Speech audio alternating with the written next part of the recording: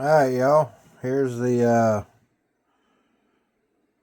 Probemaster test leads for the tiny little mini cute little Fluke meters. If you get the 101, I always buy these. I don't buy the 90-degree ones unless it's outside stuff.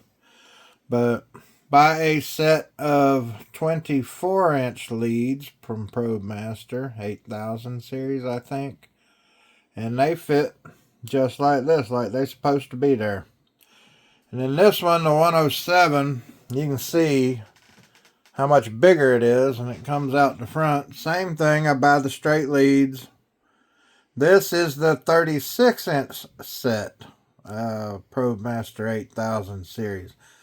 They fit like they're supposed to be there. So, alright, y'all.